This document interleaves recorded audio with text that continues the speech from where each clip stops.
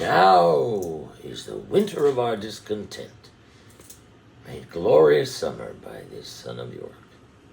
And all the clouds that lowered upon our house, in the deep bosom of the ocean buried, now are our brows bound with victorious wreaths, our bruised arms hung up for monuments, our stern alarms changed to merry meetings, our dreadful marches to delightful measures. Grim-visaged war hath smoothed his wrinkled front, and now, instead of mounting barbed steeds to fright the souls of fearful adversaries, he capers nimbly in a lady's chamber to the lascivious pleasing of a lute. But I am not shaped for sportive tricks, nor made to court an amorous looking-glass. I that am rudely stamped and want love's majesty to strut before a wanton ambling nymph.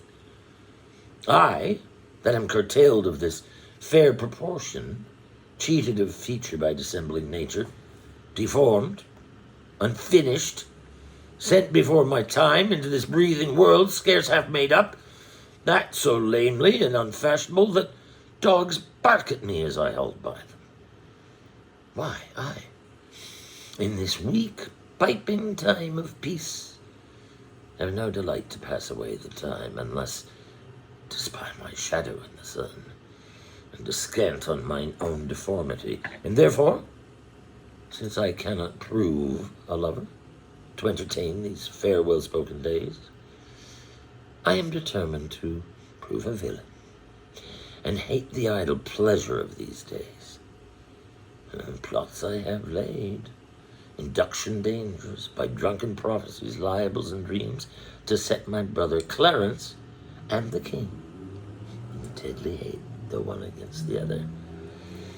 And if King Edward be as true and just as I am subtle, false, and treacherous, this day should Clarence closely be mewed up.